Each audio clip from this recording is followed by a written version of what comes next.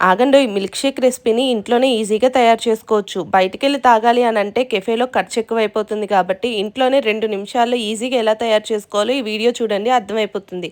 చాలా బాగుంటుంది. పిల్లలు కూడా చాలా ఇష్టంగా తాగుతారు. మీరు కూడా తాగొచ్చు అనుకోండి. ముందుగా దీనికోసం డైరీ మిల్క్ని అయితే తీసుకోవాలి. డైరీ మిల్క్ అద్భుతంగా ఉంటుంది. ఎవరికి నచ్చదు చెప్పండి.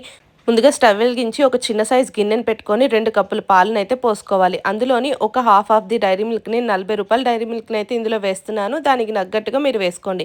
తర్వాత కోకో పౌడర్ అదేనండి, చాక్లెట్ పౌడర్ అని ఉంటుంది. దాన్ని ఒక స్పూన్ వేసుకొని అన్నీ ఉండలు లేకుండా శుభ్రంగా కలుపుకోవాలి. మొత్తం చాక్లెట్ అంతా కరిగించేంత వరకు కూడా దీన్ని ఉడికించాలన్న విషయం కాస్త గుర్తుపెట్టుకోండి. తర్వాత ఉండలు లేకుండా కూడా చూసుకోవాలండి. తర్వాత ఈలోపు ఒక చిన్న బౌల్‌లోని కార్న్‌ఫ్లోర్ అదే మొక్కజొన్న పిండిని వేసుకొని 2, 3 స్పూన్ల నీళ్ళని పోసి మొత్తం కలిపేసి తర్వాత ఉండలు లేకుండా కలిపిన తర్వాత ఈ మిశ్రమంలో వేసి బాగా గిలకొట్టాలండి. ఈ మిశ్రమాన్ని ఎంత తిక్కుగా మీరు కలుపుకుంటే అంత బావుంటుంది ఈ రెసిపీ. మీరు మధ్య మధ్యలో కలపడం ఆపేస్తే ఉండలు కట్టేసి చాలా గట్టిగా అయిపోతుంది.